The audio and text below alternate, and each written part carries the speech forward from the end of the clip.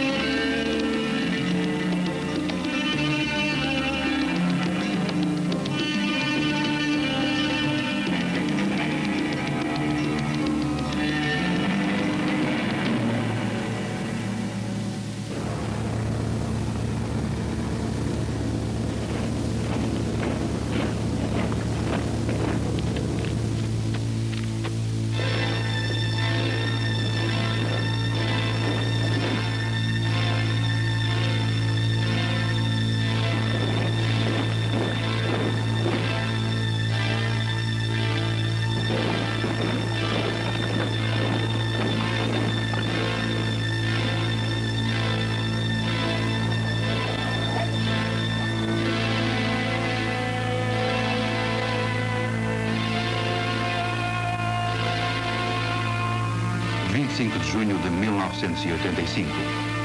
A República Popular de Moçambique festeja o 10º aniversário da sua independência.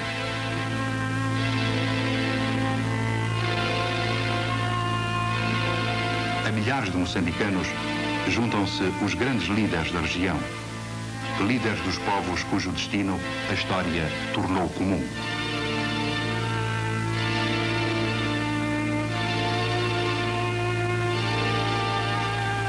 25 de junho de 1985. Os países da linha da frente, em Maputo. Vozes unidas pela paz na África Austral.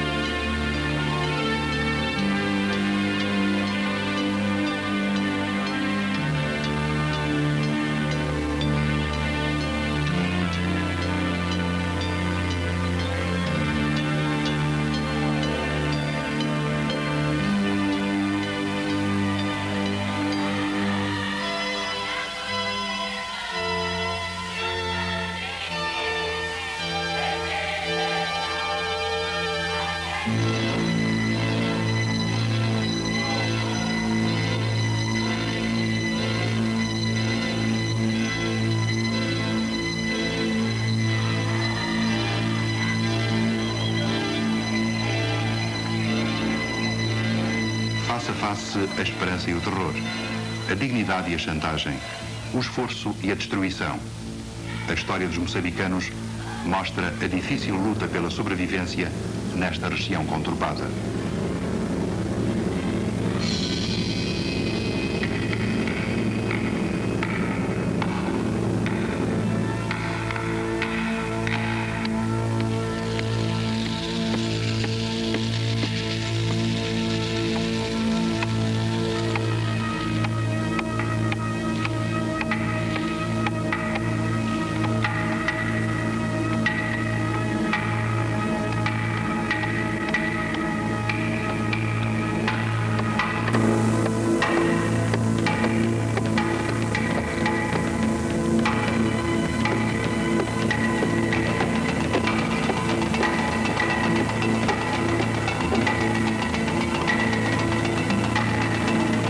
Moçambicanos e moçambicanas, operários e camponeses, trabalhadores das plantações, das serrações e das concessões, trabalhadores das minas, dos caminhos de ferro, dos portos e das fábricas, intelectuais, funcionários, estudantes, soldados moçambicanos no exército português, homens, mulheres e jovens, patriotas, em vosso nome, a Frelimo proclama hoje, solenemente, a insurreição geral armada do povo moçambicano contra o colonialismo português para a conquista da independência total e completa de Moçambique.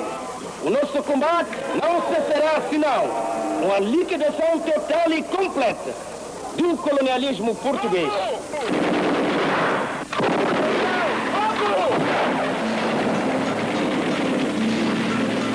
O arcaico Império Português de Salazar obstina-se em manter a sua ocupação em África. A luta de libertação é a derradeira alternativa ao impossível diálogo com políticos cegos perante a história. Os olhos postos no futuro, jovens moçambicanos marcham para o combate onde o presente e o longínquo passado se fundem no sonho de liberdade.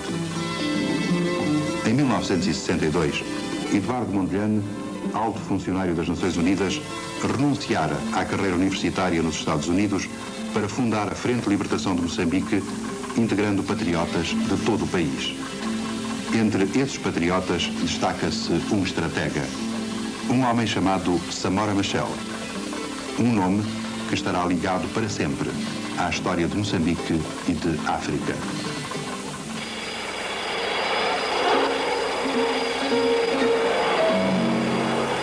A resposta colonial vem na força de um exército tecnicamente apetrechado. Por toda a parte, as armas perseguem a ousadia da revolta. Políticos e altos oficiais portugueses falam do comunismo e de invasões estrangeiras. Máquinas bélicas penetram florestas em busca de um inimigo que não conhecem e que sentem estar em toda a parte.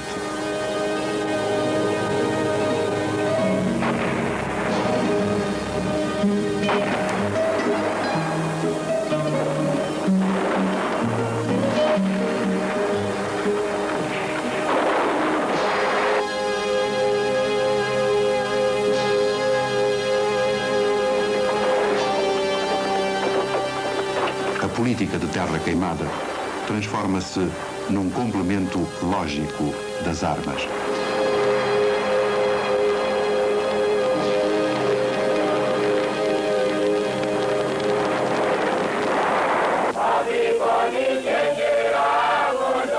Os guerrilheiros da Frelimo marcham junto ao seu povo, fazendo do combate uma nova história para Moçambique e para a África Austral. O povo e as florestas da terra que libertam são para eles o alento inesgotável que os faz suportar os sacrifícios das longas marchas. A identificação cresce com o desenvolvimento da luta. Onde se extingue o poder administrativo colonial, a população experimenta uma nova organização da vida para fazer face às necessidades básicas. Pela primeira vez, a produção, o comércio, a educação e a saúde são, nessas zonas libertadas, organizados por moçambicanos, livres de qualquer discriminação. Esta experiência prática de autonomia e autodeterminação demarca princípios que vão influenciar todo o processo em Moçambique. Durante muito tempo, porque nós não tínhamos conseguido criar a nossa unidade, nós não tínhamos compreendido a importância da nossa unidade.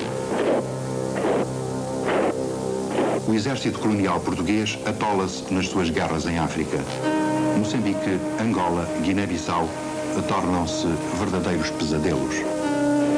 Altos comandos elaboram planos para combater inimigos projetados no imaginário. Ao longo de 10 anos, jovens portugueses, forçadamente incorporados no exército colonial, perdem a vida longe da sua pátria. Arrogantes desfiles nas cidades procuram sustentar o moral dos colonos que dão os primeiros indícios de debandada. Na floresta, a realidade era bem diferente.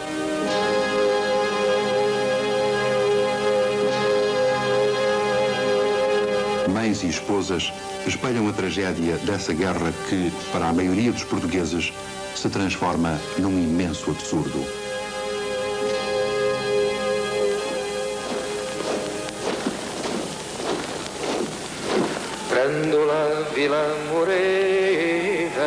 Na madrugada de 25 de abril de 1974, jovens militares, já veteranos da guerra colonial, revoltam-se contra o fascismo em Portugal. Em massa, o povo português sai para as ruas. Dentro de ti, ó cidade, dentro de ti, ó cidade, o povo é... A agonia do colonialismo levara esses jovens oficiais a anteciparem-se à humilhação de uma derrota militar. Cai, finalmente, a mais velha ditadura da Europa. O novo regime é esfiado por militares de várias tendências políticas que se confrontam sobre a questão-chave da guerra colonial. O general António de Spínola, novo dirigente português, tem de reconhecer o direito dos povos colonizados à independência. Chegou o momento do Presidente da República reiterar solenemente o reconhecimento do direito dos povos dos territórios ultramarinos portugueses à autodeterminação, incluindo o imediato reconhecimento do seu direito à independência.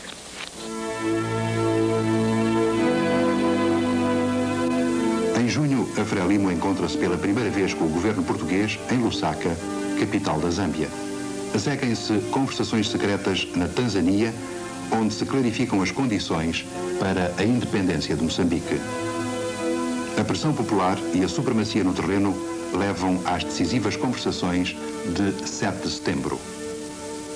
Reunidas em Lusaka, de 5 a 7 de setembro de 1974, as delegações da Frente de Libertação de Moçambique e o Estado português acordaram os seguintes pontos. 1. O Estado português, tendo reconhecido o direito do povo de Moçambique à independência, aceita por acordo com a Frelimo a transferência progressiva dos poderes que detém sobre o território nos termos a seguir enunciados. 2. A independência completa de Moçambique será solenemente proclamada em 25 de junho de 1975, dia do aniversário da fundação da Frelimo.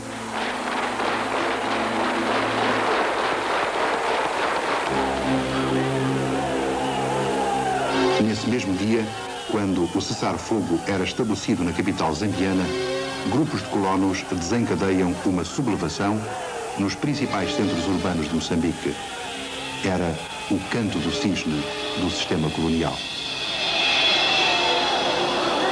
Sim, em Lourenço Marques houve realmente a grande convulsão, mas todo este fenómeno teve reflexos ao longo do país, especialmente nas zonas urbanas, tanto na Beira como em Tete, como mesmo em Porto Amélia.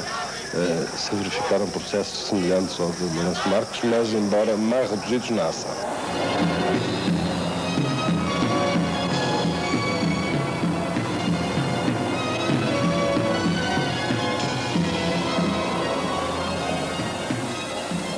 Foi um passo passo mal dado, grande passo mal dado, mas que é pequeno por ter sido somente um grupo minúsculo de tropas, de pessoal das tropas portuguesas que provocou essa situação. Naturalmente que aí teve papel mais importante o setor português da administração, isto é, o Alto Comissariado, depois esclarecendo, clarificando ideias, mesmo impedindo certos agrupamentos reacionários de atuar, ou mesmo atuando contra as pessoas. Repare, eu creio que foi essencial aqui ter-se distinguido sempre quais os profundos e reais interesses da população portuguesa aqui dos interesses superficiais de um ou outro colono, de uma ou outra pessoa. Eu creio que isso foi decisivo para o processo de colonização em Moçambique. A precipitação dessa sublevação bloqueia um plano de intervenções mais vasto que envolvia forças militares coloniais, organizações paramilitares e antigos membros da PIDE-DGS. A preocupação central era criar uma correlação de forças que impedisse a Frelimo de realizar uma completa descolonização da sociedade moçambicana. O mesmo objetivo era defendido pelo general Spínola, que, no entanto, também fracassou. Condições e perante a total impossibilidade de, no atual clima, se construir uma democracia autêntica, renuncio ao cargo de Presidente da República. Em cumprimento dos acordos de Lusaka, toma posse em Maputo, a 20 de setembro, o primeiro governo dirigido por moçambicanos. Joaquim Chissano assume o cargo de primeiro-ministro, inaugurando o processo de transferência de poderes. Durante 9 meses, os moçambicanos vivem os últimos dias de uma era colonial iniciada 5 séculos antes. O sonho de liberdade e justiça tornava-se realidade. O povo saberá compreender cada fase que nós estamos a atravessar e as limitações que nós tivermos. Claro que haverá, talvez, tentativas de interferências exteriores, mas que também já estamos preparados para encarar. Haverá uma série de manobras, porque o nosso país é um país que interessa a muita gente. Mas estamos conscientes destes fatores e, por estarmos conscientes destes fatores, creio que poderemos aguentar o embate destes primeiros anos.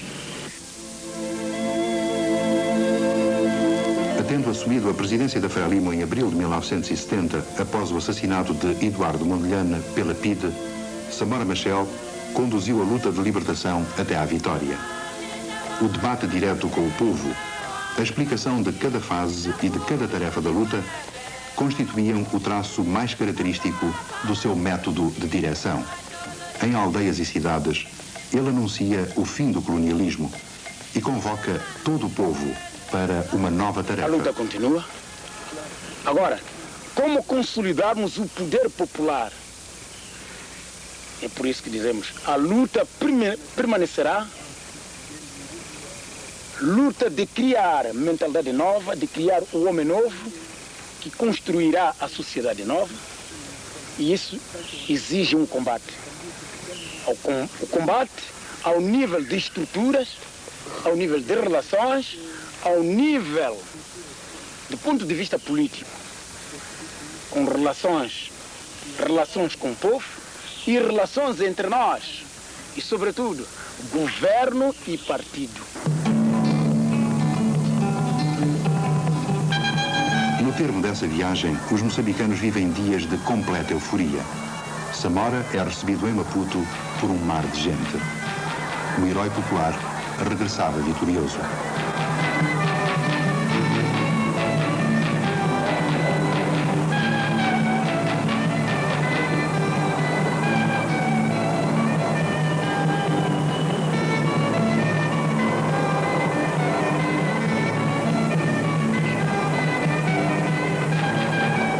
horas do dia 25 de junho de 1975, ele proclama o nascimento da República Popular de Moçambique. Pela primeira vez na sua história, os moçambicanos viram içar a sua bandeira nacional.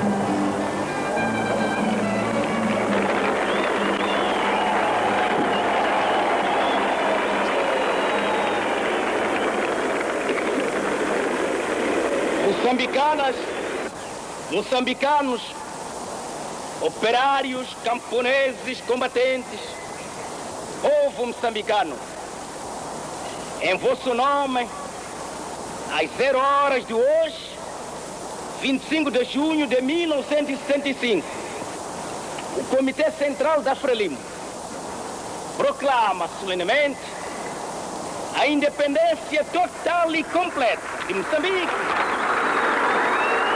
e a sua Constituição em República Popular de Moçambique. 4 meses depois, Angola, outra ex-colónia portuguesa, ascendia à independência.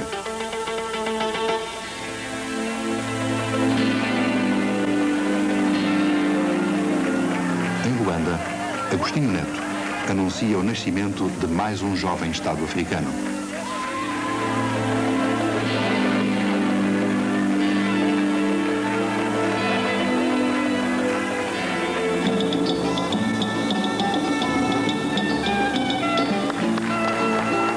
Regimes políticos surgem agora na África Austral. São países nascidos de uma luta popular, com dirigentes forjados em longas lutas de libertação. As fronteiras do poder racista recuavam. A história tomava um novo rumo.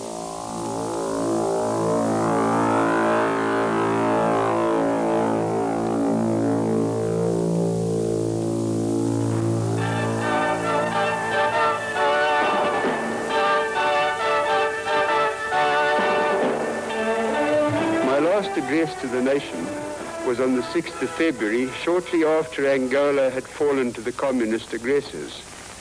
On that occasion, I warned of the communist aim to establish a Marxist-dominated saddle across Africa from coast to coast. From this base, they would prepare to launch their campaign for their final Southern Africa goal, which is clearly the domination of the entire subcontinent and the denial of its vast natural resources and its communication to the free world.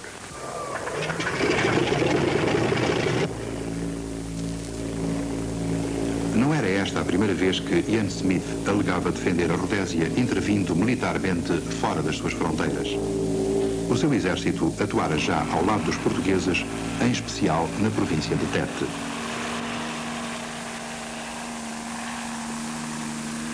We could say that we had virtually sealed off the Zambian border. So we concentrated then on getting eyes and ears, as it were, extended into Tete.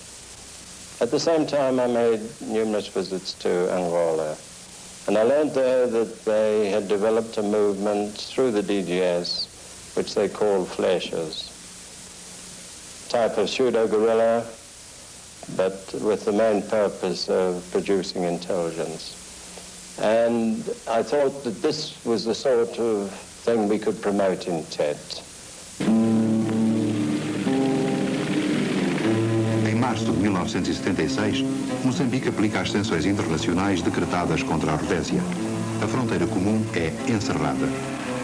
A Rodésia, que deixara de contar com a cooperação militar portuguesa, perdia agora também as suas saídas naturais para o mar. Os rhodesianos desencadeiam agressões destruidoras para dissuadir o governo de Moçambique do apoio aos combatentes da liberdade zimbabuiana.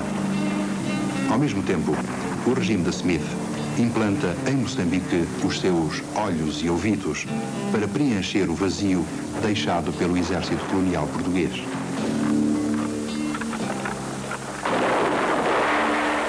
From, let us say, April 1974 onwards, we developed it as far as we could naturally.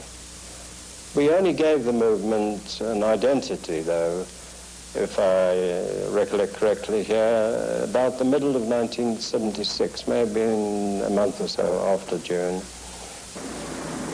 Its functions continue to be essentially intelligence gathering for my organization. But at that stage, some of our security forces were raiding into Mozambique and other places, but into Mozambique. And the people we had in this movement, which we called then, to give it identity, the Mozambique Resistance, MRN, were very useful as guides and interpreters, and this was in fact the main use that they were put to.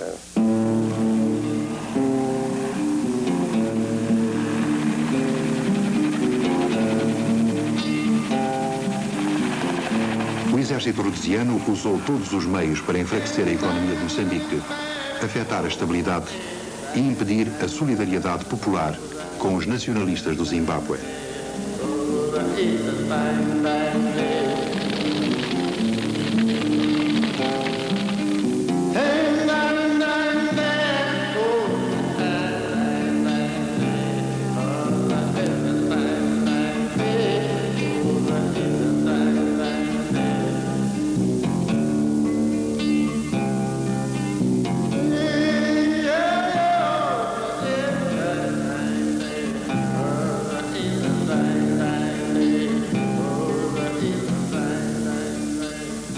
I personally was more convinced than ever that we mustn't give this little movement of ours a political motivation.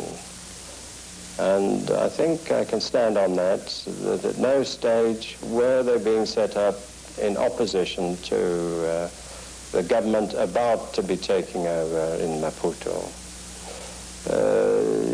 They had, therefore, a rather odd sort of identity and function.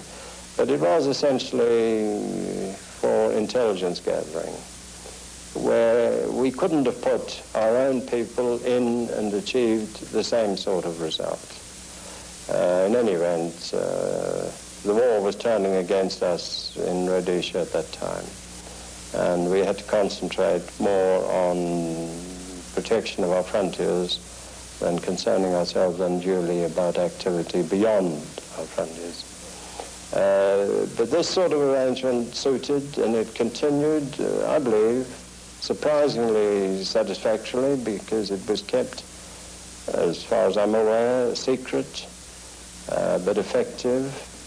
We did introduce a propaganda arm, the Voz de Africa Livre, as I remember it, which we set up inside Rhodesia to, again, give some credibility to the movement. And that is how that was first arranged.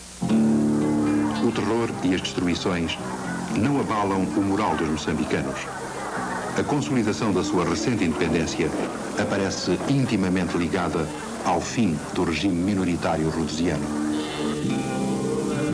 A libertação completa de África, a liquidação da discriminação e do apartheid, sombras de um passado que ainda se projeta no presente, são um dever sagrado para todos os povos africanos e para todos os povos do mundo. A República Popular de Moçambique não recuará no cumprimento deste dever internacionalista. Não cederemos perante qualquer intimidação. ou chantagem. Não cederemos perante qualquer agressão, por mais bárbara e cruel que ela seja. Nós, ao decidirmos a aplicação de sanções, assumimos a consciência da comunidade internacional de reprimir os inimigos dos povos, que era Ian Smith. Permitimos às Nações Unidas de implementarem as suas próprias decisões. Foi isso simplesmente que o povo moçambicano fez. Before Mozambique was independent, we had immense difficulties in carrying out our struggle here. So when Mozambique became independent in 1975, there was a whole country next to us with not only an experience longer than our own in prosecuting a liberation struggle, but now with a geographical area that was readily at our disposal. And so we made use of this. We created rear bases in Manica, Sofala, Tete, Gaza, and on the strength of those rear bases, we launched our struggle vigorously, especially from the beginning of 1976,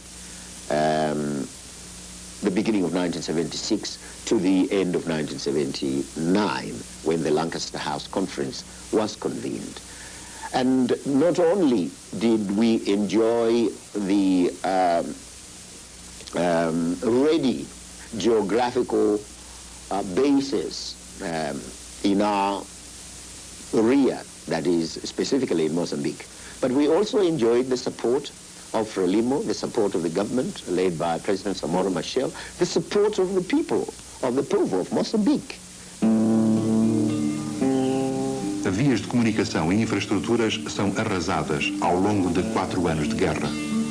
Um estudo das Nações Unidas avalia em 556 milhões de dólares a totalidade dos prejuízos sofridos por Moçambique. A fins de 1979, em Londres, decorriam negociações para a independência do Zimbábue. Em Moçambique, intensificam-se as destruições. Esta tentativa de dissuasão fracassa.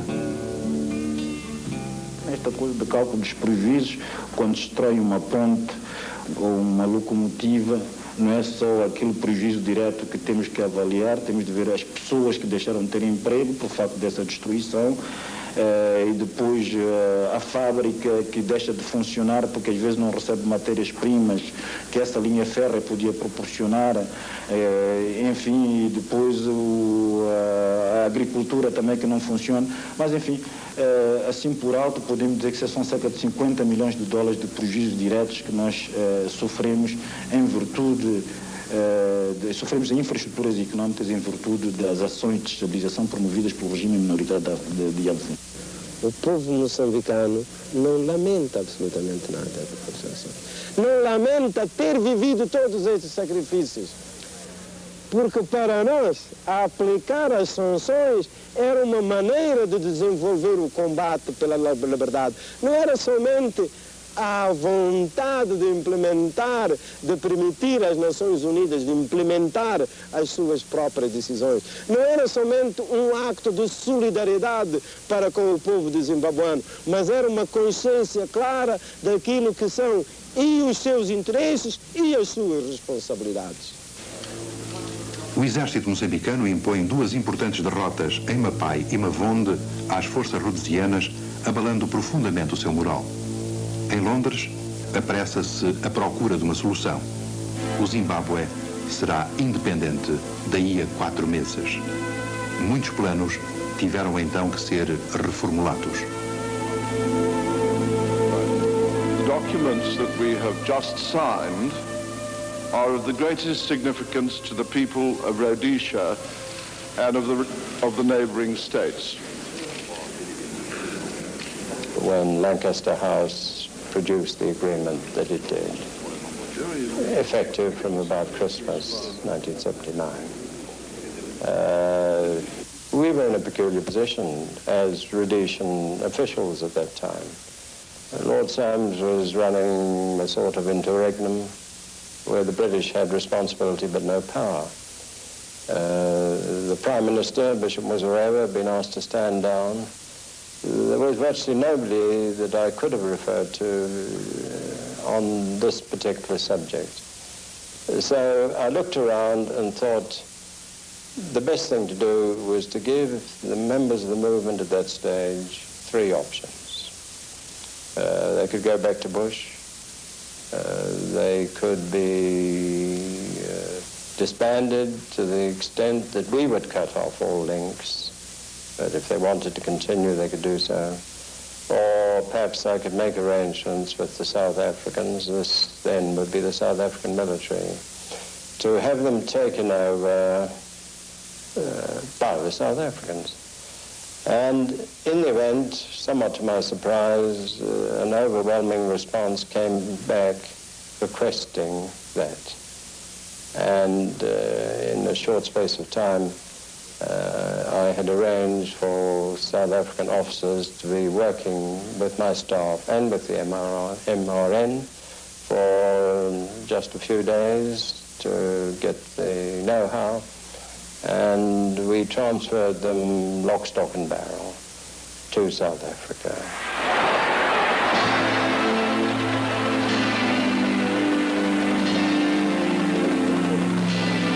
18 de abril de 1980. A 5 anos após Moçambique e Angola, mais um país da África Austral conquistava a sua independência.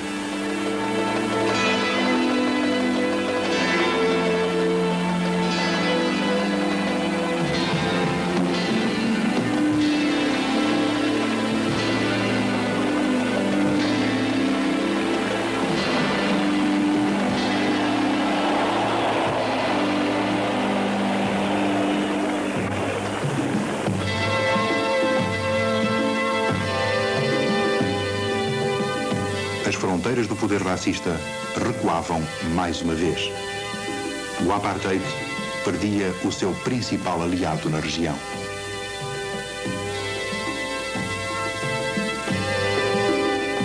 Na República da África do Sul, país de 28 milhões de habitantes, coexistem os extremos da riqueza e miséria no continente africano. Os brancos são menos de 20% da população, mas concentram quase 80% do produto interno bruto.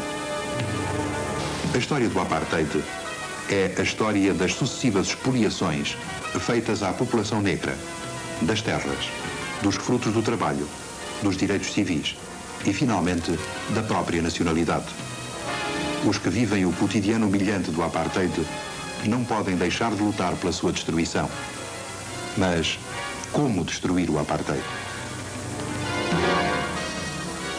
Many people feel that it is useless and futile for us to continue talking peace and non-violence against a government whose reply is only savage attacks on an unarmed and defenseless people. No início da década de 60, o governo de Pretória decide esmagar a oposição interna ao apartheid. Fecham-se as alternativas a uma via pacífica de democratização da sociedade. O Congresso Nacional Africano é ilegalizado. Os seus dirigentes são presos ou exilam-se. Em Robben Island, Nelson Mandela é o símbolo da liberdade encarcerada. Whereas the time has now come for me,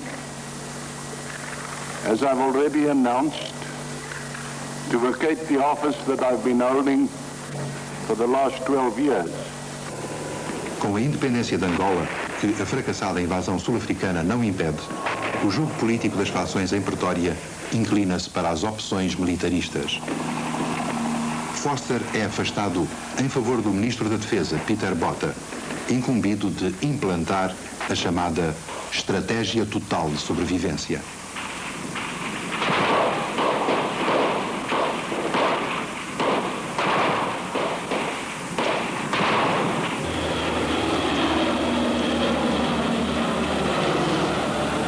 Nos Estados-Maiores sul-africanos, desenvolvem-se os planos de agressão e destabilização dos países independentes da zona.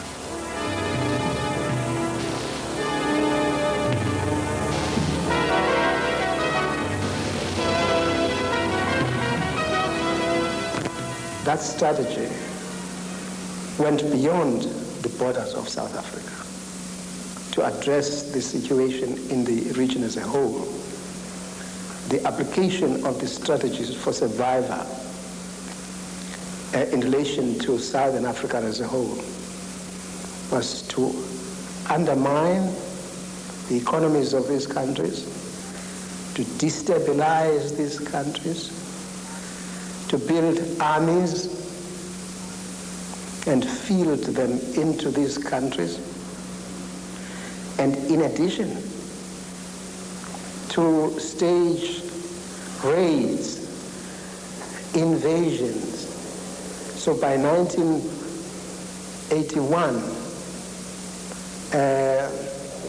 Southern Africa was talking about an undeclared war. This was in implementation of the strategy of the total strategy for survival. This was part of it. And in a way, it has persisted. South Africa has seen its survival as requiring that it should not sit in defense, but should take the offensive, attack, destroy, weaken this whole region, and that it will survive because the region has been destroyed, has been destabilized. África Austral. 9 países independentes. Um território colonial ocupado. Um Estado racista. 98 milhões de habitantes. 6 milhões e meio de quilómetros quadrados. Uma das zonas do globo com mais recursos estratégicos. A África Austral é o ponto de ligação entre os oceanos Índico e Atlântico e a alternativa ao Suez para as rotas do petróleo do Ocidente. O colonialismo deu à África do Sul o papel hegemónico na economia da região. É este papel que Pretória quer conservar. Com o projeto da Constelação de Estados, a África do Sul anuncia a sua intenção de satelizar toda a região. Ao mesmo tempo, proclama o direito de intervir militarmente em qualquer país africano ao sul do Equador.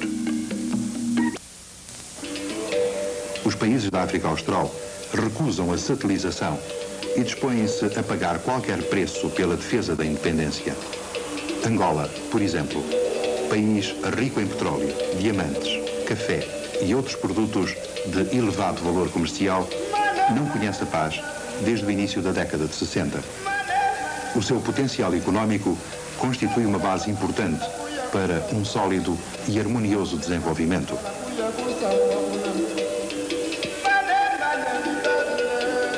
A agressão sistemática bloqueia esta perspectiva. A destabilização transforma Angola em palco de destruição. A estratégia total sul-africana encontra na UNITA um instrumento pronto a ser utilizado. A UNITA, até 1974, era um instrumento das forças colonialistas portuguesas. E como instrumento de repressão era utilizado para aniquilar as forças guerrilheiras do MPLA. E, nessa altura, Savimbi liga-se à África do Sul. Por outro lado, quer a África do Sul, quer os Estados Unidos da América procuram igualmente novas cumplicidades no continente africano, por formas a criar uma situação semelhante àquela que nós vivemos em 1975, quando forças coligadas, tanto da África do Sul e forças mercenárias e de alguns países africanos, invadiram a República Popular de Angola. Em Angola, a estratégia sul-africana assume a forma de invasão permanente pelas suas forças regulares. Missão: matar, destruir, sabotar, implantar e defender as posições da UNITA. Objetivo político: mascarar a agressão em guerra civil. Hoje, a África do Sul, portanto, continua a ser a principal ameaça contra Angola e, penso, contra todos os povos da região, porque realiza operações sistemáticas contra a República Popular de Angola, operações que vão desde incursões, sabotagens com grupos especiais, até as invasões. Por conseguinte, nós fomos obrigados a desenvolver um exército nacional numeroso, dotado de meios e equipamentos modernos, alguns dos quais sofisticados, que nos permita dissuadir as forças agressivas estrangeiras de atacar Angola com o objetivo de ocupar a sua capital e neutralizar o regime popular. Nós calculamos que os prejuízos causados pela guerra, os prejuízos materiais, se calculam hoje para cima dos 10 bilhões de dólares. E, para além disso, nós temos as perdas em vidas humanas. Assim, muito por alto, temos pensado que mais de 50 mil pessoas já terão sido mortas, quer nas confrontações diretas, quer nos atos bárbaros praticados pelo exército racista sul-africano ou pelos bandidos armados da UNITA.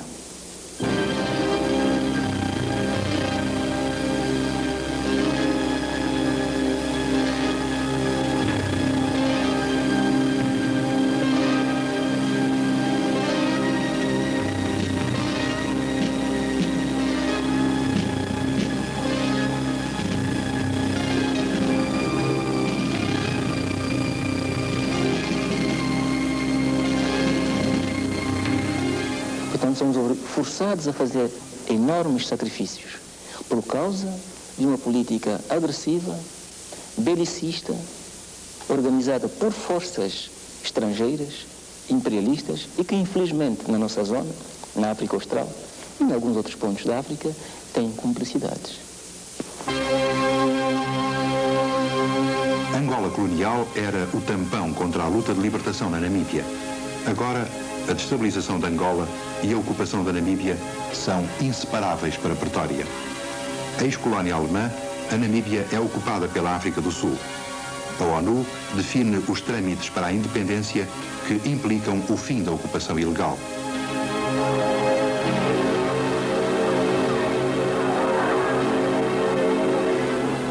Pretória multiplica manobras diplomáticas para justificá-la. A última delas é o linkage. The linkage issue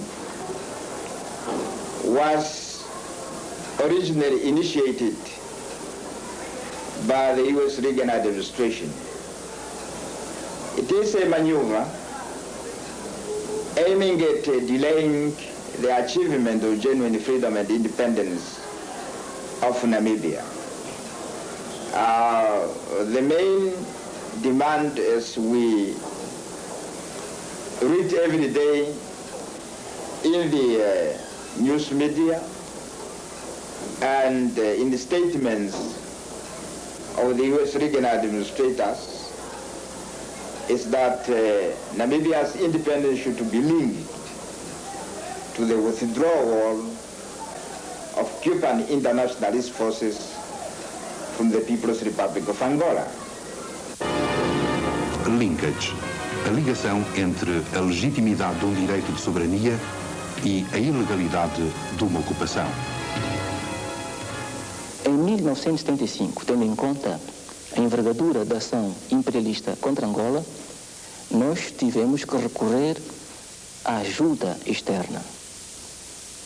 Era um direito que nos assistia como país soberano e independente. E podemos, assim, receber ajuda numa base internacionalista da República de Cuba.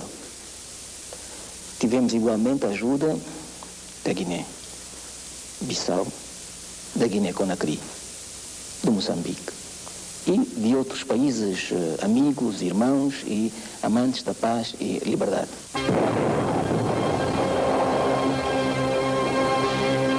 Detentora de valiosas riquezas naturais, a Namíbia apresenta também para a África do Sul enorme importância geoestratégica como última zona de segurança que a separa da África independente.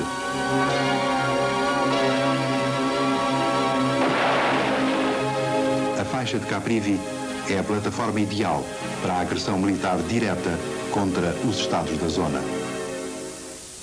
So this is the significance of the importance of the liberation of Namibia. It will also weaken the racist South African regime, for it will be surrounded from Atlantic to the Indian Ocean by free and independent African states, and thus would lead to the quick collapse of the apartheid regime in South Africa. The cost of destabilization on Botswana and its people is really incalculable, because it can be calculated in material terms, in psychological terms, in the disruptive nature of the whole thing, which has made the Botswana society loose in various fields of life. And therefore we are always tense, not knowing what is going to happen next. If a political solution were found for the South African situation, for apartheid, it will be a bonus for us, the neighbors of South Africa, because it will not involve us in a military operation. But if the South African authorities become intransigent, as I said earlier, then we are very proud of the role that frontline countries have played in trying to bring peace to Southern Africa. We are not, that is, frontline countries are not for war. They want peace. But there cannot be peace when some people are oppressed, as they are in Namibia, as they are in South Africa. 1 de abril de 1980, líderes dos 9 países independentes da região subscrevem em Lusaka um programa que visa fazer da cooperação regional alavanca para o desenvolvimento comum e a redução da dependência em relação à África do Sul. O sistema de transportes surge como elemento-chave deste programa. Nele, os portos e linhas férreas de Moçambique têm importância decisiva. São as vias naturais de saída e entrada para a maior parte do hinterland da região. A África do Sul, que herdara da Rodésia o MNR, empreende o bloqueio desta tentativa de libertação económica. As vias de transporte em Moçambique tornam-se o alvo prioritário. South Africa has tended to pursue a strategy of destabilization that varies in terms of its tactics from country to country in our Southern African region, where they have found a ready-made group of bandits or dissidents, as they did in Mozambique with the so-called Renamo. They groomed that much further, armed it, equipped it, and reinforced it with mercenaries, and therefore depended on it to carry out the acts of destabilization. Similarly, in Angola, they made use of UNITA and continue to make use of UNITA. But over and above that, they also have carried out their own blatant acts of aggression through the South African forces.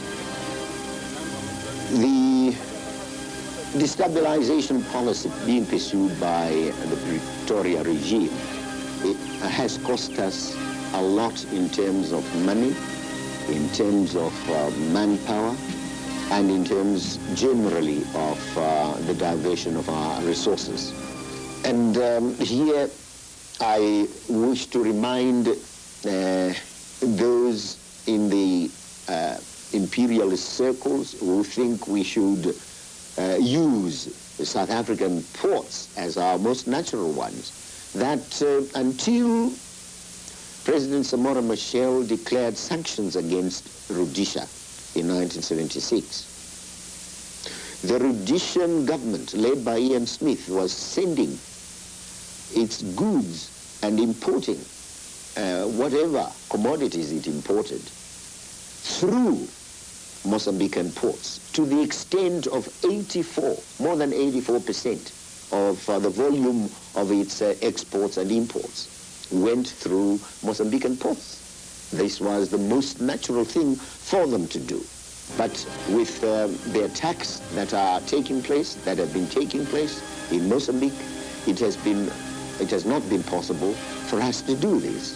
The railway system is constantly disrupted, and therefore we are compelled to leave the greater part of the volume of our goods to a flow.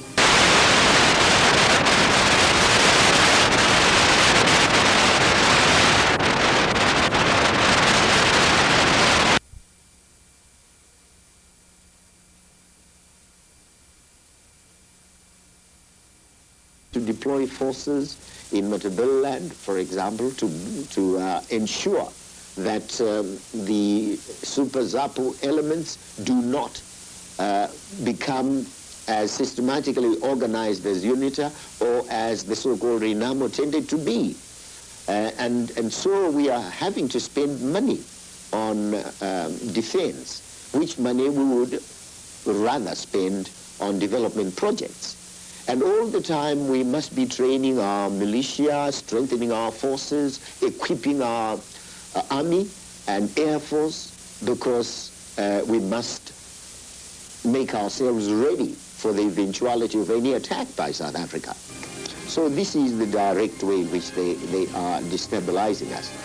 Indirectly, as they operate to try and overthrow Mozambique, that is, affect the independence of Mozambique, they are also affecting our own independence. Let it not be forgotten that our independence was born out of the independence of Mozambique, and the independence of Zimbabwe and that of Mozambique are intertwined. To us, it is one process. Tanzania government is prepared to offer all forms of support needed or that may be needed by Mozambique. Strategically, we in Tanzania and Mozambique, we are convinced that we need each other strategically. Any disturbance in Mozambique or any destabilization in either of these countries naturally affects the other. Moçambique. O esforço de reconstrução nacional a seguir à independência foi capaz de sustentar os prejuízos causados pela agressão rhodesiana. Com a independência do Zimbábue, os moçambicanos vivem a esperança de poder concentrar os seus esforços no desenvolvimento do país. Setores económicos reativam-se. Portos e linhas férreas, fábricas e empresas, escolas e hospitais são recuperados ou construídos. Desenha-se o plano da luta contra o subdesenvolvimento.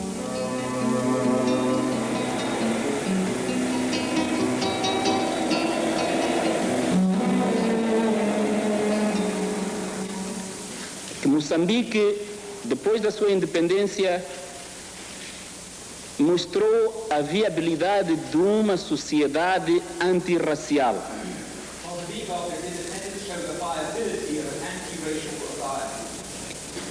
E a viabilidade de um rápido progresso num país recém-independente nesta zona.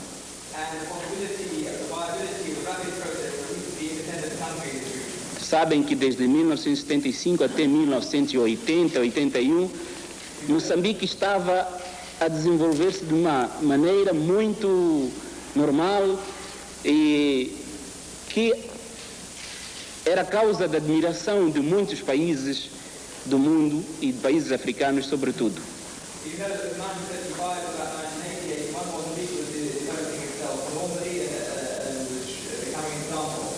Isso significa que Moçambique estava a subtrair-se da dependência sobre a África do Sul. Contra o progresso em Moçambique, a África do Sul põe em prática um vasto plano de destabilização. De instrumento da contra-inteligência rhodesiana, o MNR passa a ser, nas mãos dos militares sul-africanos, o ramo do seu exército para uma guerra não declarada contra Moçambique.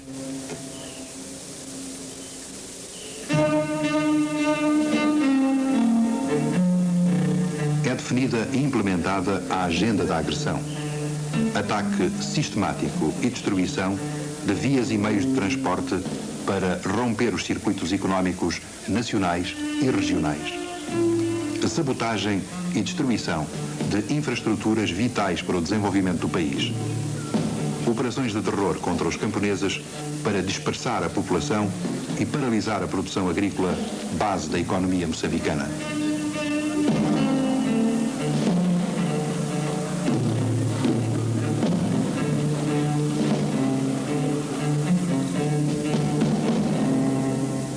O regime sul-africano foi procurar a espinha dorsal do nosso tecido econômico e social para o quebrar e criar as dificuldades que realmente criou até o momento. O programa agrário da autossuficiência alimentar, em particular, também foi atingido através do massacre dos camponeses em aldeias comunais, em cooperativas, em machambas individuais, uma política de destruição completa de tudo que era produção, tudo que era vida, tudo que podia proporcionar ao camponês, ao moçambicano, a oportunidade de produzir e sentir os frutos do trabalho em liberdade, foi definido como alvo do regime sul-africano. A economia moçambicana ressente-se progressivamente dos efeitos da agressão. Povo e Forças Armadas asseguram a defesa da soberania e o caráter popular e democrático do Estado. É permanente o esforço de organização da vida nas aldeias e cidades, de reconstruir cada infraestrutura destruída. Milhões de camponeses continuam a cultivar as suas machambas, mesmo nas zonas mais afetadas pelo terror. Mas a economia torna-se numa teia de Penélope. A agressão desfaz o que o povo faz. O parque industrial debate-se com falta de matérias-primas. Fábricas param por não ser possível importar peças de reposição. Em 1986, o produto social global corresponde a 60% do de 1981. Pretória atingira o objetivo de debilitar a economia moçambicana. A redução do tráfico que foi desviado dos portos moçambicanos, nomeadamente do Porto de Maputo para portos sul-africanos, levou também a quebras substanciais de receitas para a nossa economia. Basta dizer que em 1973 os nossos portos, sobretudo o Porto de Maputo, manuseava cerca de 7 milhões de toneladas de mercadorias para a África no tráfico com a África do Sul. Em 1985 apenas 1 milhão de toneladas, quer dizer 500 mil toneladas, é que foram manuseadas em virtude de toda uma ação concertada, combinando a ação direta de guerra económica, a guerra direta militar e a destabilização social. Num país que enfrenta a guerra e as carências mais extremas, a estabilidade política manifesta a força do projeto nacional moçambicano, contrariando as previsões de Pretória. Em 1983, o 4º Congresso do Partido Frelimo discute a situação do país e formula as diretivas para ultrapassá-la. O povo moçambicano apoia a linha patriótica definida pelo Congresso. Ora, Ora, nós em Moçambique somos um país unitário, com um povo unido. Apesar de haver muitas línguas e dialetos em Moçambique, conseguimos sermos uma nação unida. Apesar de haver muitas raças e muitas etnias, somos um país, construímos a nossa nação. Portanto, esta unidade é uma das armas sofisticadas. Nós representamos uma sociedade nova, onde não há racismo. Na África do Sul, a base da sociedade é o racismo, é o apartheid. Portanto, nós somos contraditórios ao apartheid como exemplo. Mas não é só no exterior que a estratégia de Pretória fracassa. Internamente, a revolta popular cresce e irá determinar um processo reformista com o qual o regime tentará aplacar as chamas de uma fogueira que alastra por todo o país.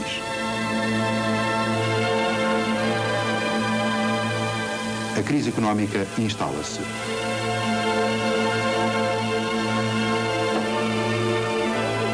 Adaptar-se ou perecer é o lema proclamado por Botha para justificar o exercício reformista. Aumenta o isolamento internacional.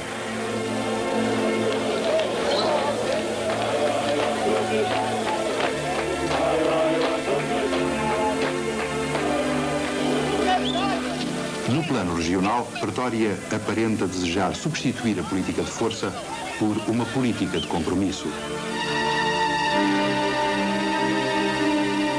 A 16 de março de 1984, Peter Botha assina com Samora Machel o Acordo de Nkomati. Os dois Estados comprometem-se a praticar uma política de não agressão e boa vizinhança.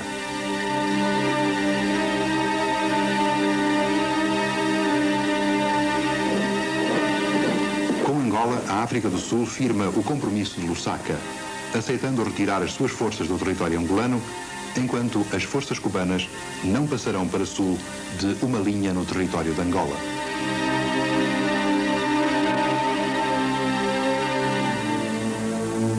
Mas Pretória persiste na estratégia total e não honra os seus compromissos.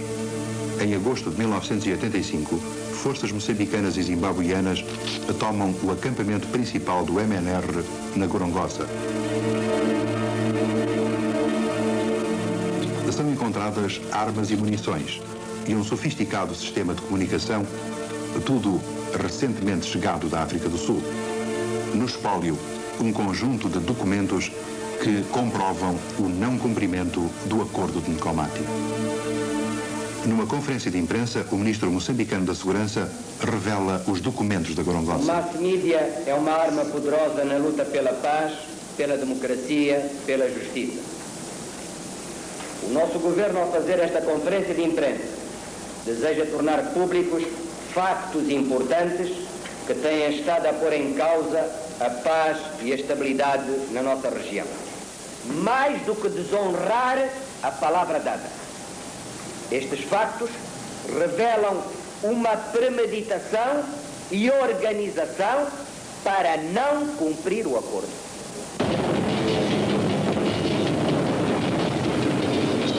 Na África do Sul, o exercício reformista naufraga.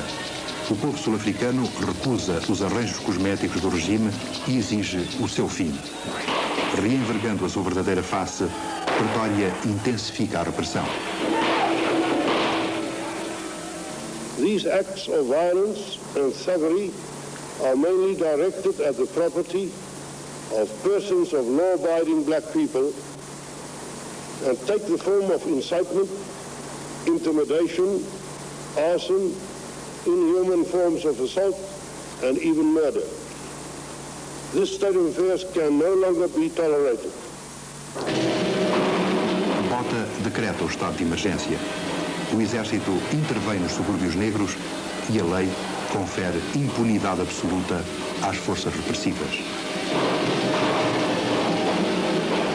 Some are different crises, but a crisis all the time. This is because Botha is not meeting the demands of the people.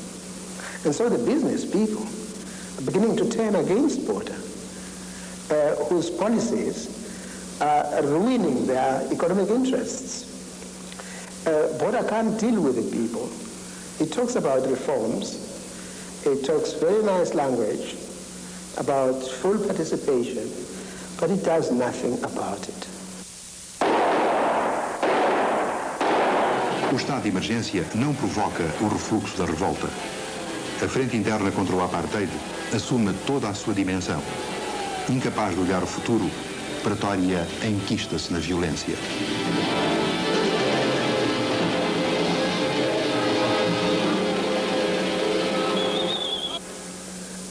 There's no way out. The people are stepping up their struggle. The regime is stepping up its repression. And so you have, again, a situation of escalation, which is not going to be stopped even by the so-called lifting of the state of emergency. Because even as they say they are lifting the state of emergency with one hand, they are putting it back with the other. So the lead is still on. And the prospect for all this is escalating conflict.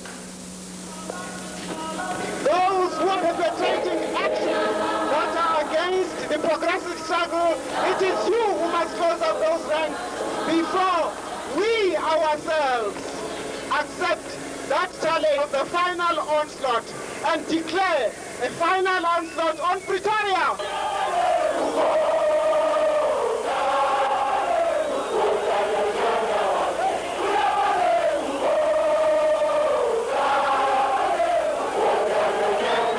We want, obviously, to apply maximum pressure on South Africa to force South Africa to end the system of apartheid.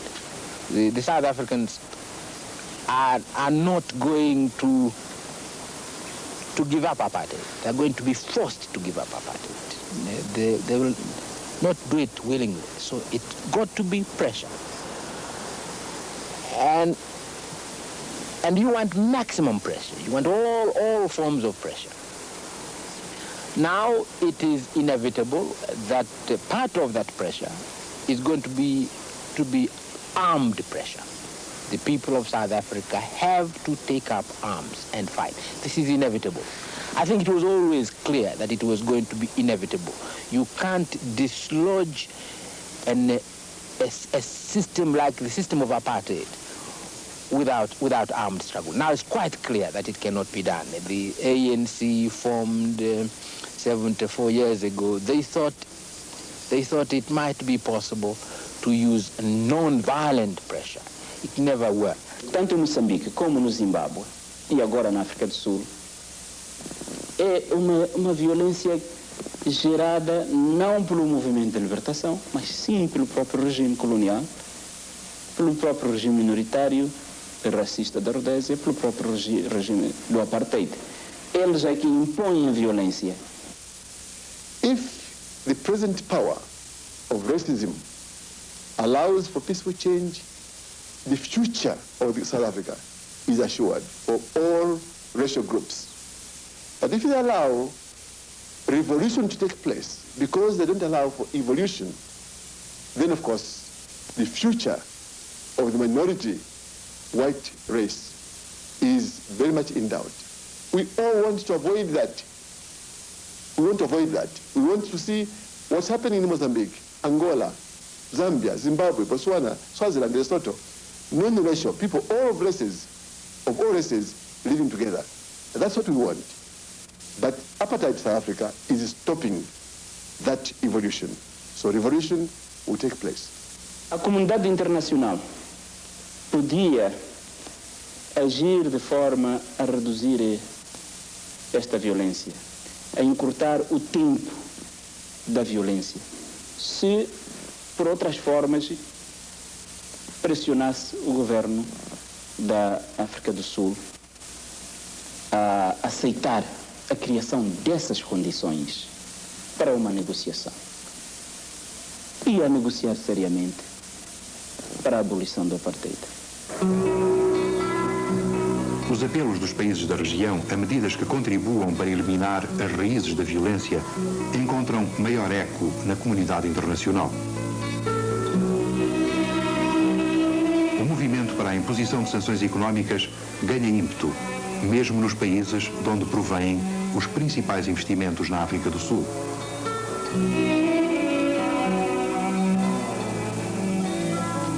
Pretória ameaça transferir os efeitos das sanções para os países vizinhos.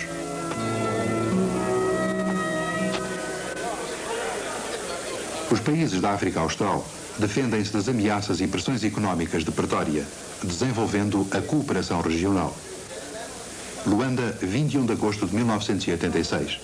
Cimeira da linha da frente e, no dia seguinte, da SADCC. Encontros que debatem a gravidade da ameaça e o perigo da escalada da agressividade sul-africana. Os resultados obtidos nestes 6 anos de existência da nossa jovem organização sub-regional desmentem o ceticismo e as opiniões desfavoráveis acerca da necessidade e das vantagens da cooperação entre os Estados da África Austral. Todos os pontos nevrálgicos da economia dos países da região transformam-se em alvos de destabilização. Transportes, trabalho migratório, comércio e mesmo os donativos da comunidade internacional para as populações afetadas pela guerra, nada fica fora dos objetivos do bloqueio e destruição. Retaliatory sanctions against independent states of the region in the event that international sanctions are imposed on the apartheid regime is now a reality. A vida dos dirigentes políticos empenhados em garantir a independência dos seus países inscreve-se nos alvos da destabilização. Os meses seguintes vão mostrar que Pretória está disposta a escalar o processo de destabilização a níveis sem precedentes. 1 de setembro, Harare, 8ª Cimeira do Movimento dos Não Alinhados. A África Austral é o tema central da Cimeira. Samora Machel denuncia na sua intervenção a tentativa de Pretória envolver países africanos na destabilização regional. 11 de setembro. Samora Machel, Kenneth Kaunda e Robert Mugabe reúnem-se com Kamuzu Banda, presidente do Malawi, exigindo o fim da colaboração com a política de destabilização da África do Sul. A 15 de setembro, o presidente Samora Machel efetua uma visita de 6 dias à província moçambicana de Tete, que tem uma extensa fronteira com o Malawi. Ao povo explica como dirigentes do Malawi foram utilizados pelos portugueses na guerra colonial. 26 de setembro. Uma delegação do Malawi vem a Maputo após evidências divulgadas pelo governo de Moçambique de atos de apoio ao MNR. 6 de outubro.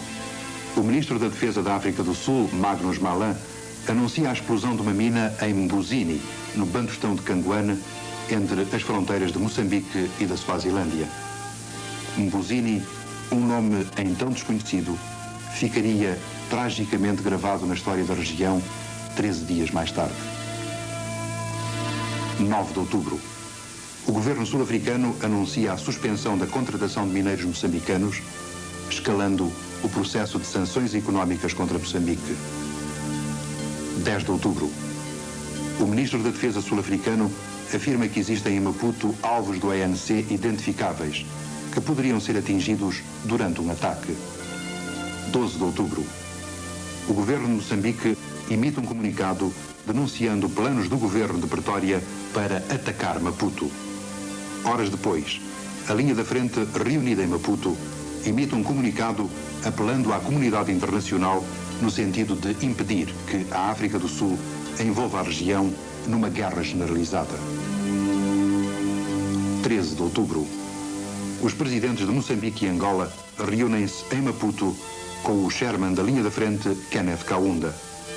No encontro estava também prevista a participação do presidente do Zaire, Mobutu Sese Seko. A ausência do presidente Mobutu provoca um novo encontro que fica marcado para o domingo seguinte, dia 19 de outubro, numa cidade zambiana. 16 de outubro, o Partido Frelimo anuncia medidas para a defesa de Maputo face à eventualidade de uma invasão.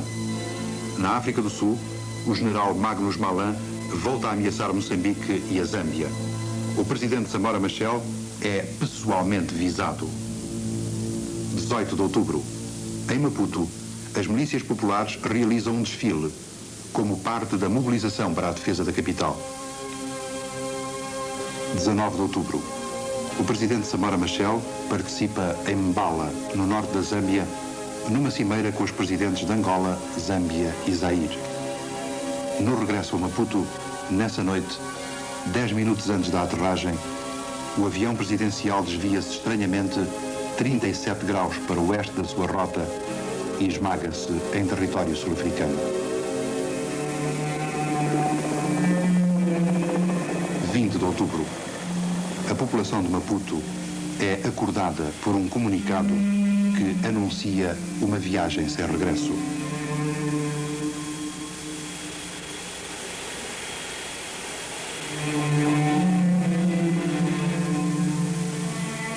Horas depois, a confirmação da tragédia.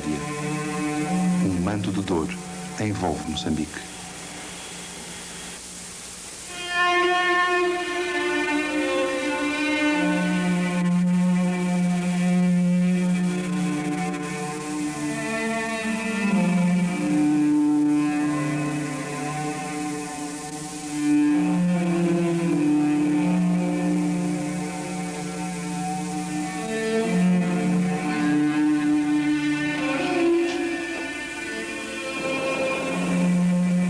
Os moçambicanos dirão que só ficaram órfãos da presença física de Samora. A mensagem da liberdade e independência que a sua vida constituiu ficará sempre com eles. Continuar Samora é um juramento que é feito com lágrimas, na solenidade das cerimónias e na dor incontrolável que povoa as ruas da capital e a vastidão da terra moçambicana.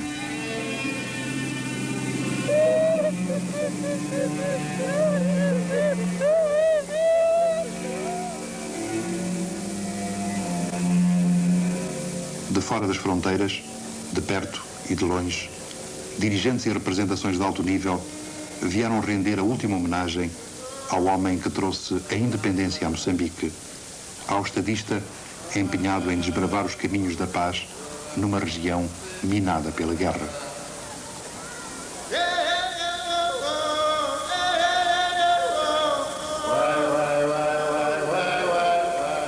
A independência que Samora proclamou e defendeu nasceu na fronteira do apartheid. A sua vida de estadista decorreu junto do abismo que separa a igualdade do racismo. Nessa fronteira encontrou a morte. Mas a luta de um povo inteiro e a solidariedade do mundo recusam que o ideal por que morreu tenha perecido em Mbuzini.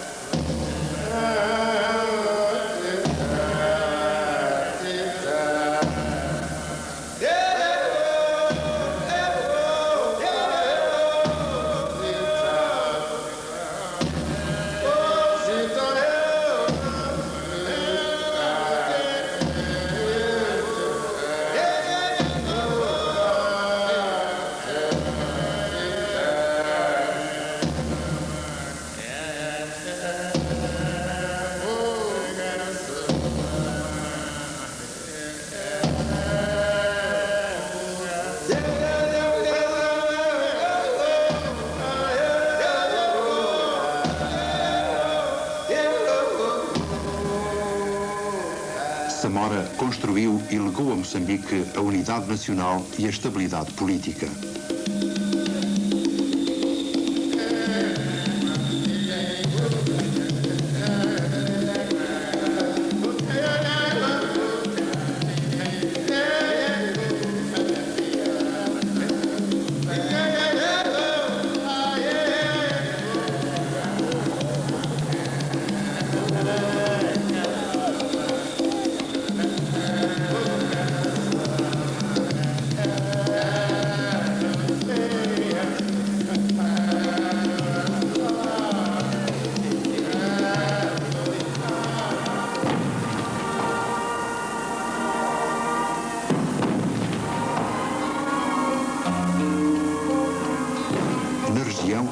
A sua morte e as circunstâncias que a rodearam cimentaram a convicção de que o regime sul-africano não recua perante nenhum escrúpulo para prosseguir a sua política de destabilização.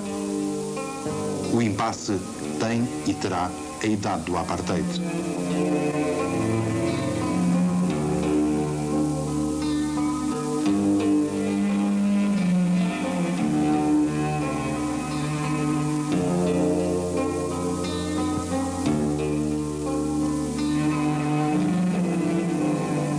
Na África Austral existe o compromisso firme de abreviá-la, mas uma parte importante da resposta está na atitude da comunidade internacional. Não há terreno neutro entre fronteiras de sangue. Ao abrigo do disposto na linha F do artigo 21 dos Estatutos, o Comitê Central do Partido Frelimo elegeu presidente do Partido Frelimo o camarada Joaquim Alberto Chissano.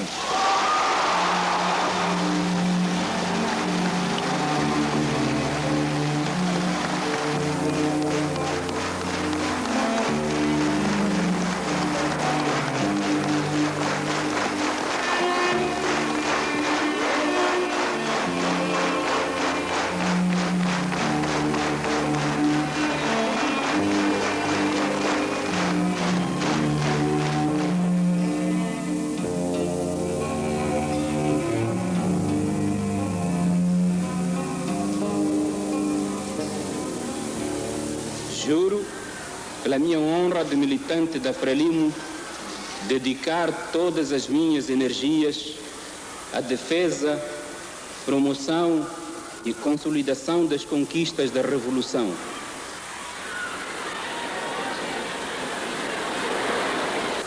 Viva a República Popular de Moçambique! Viva! Viva!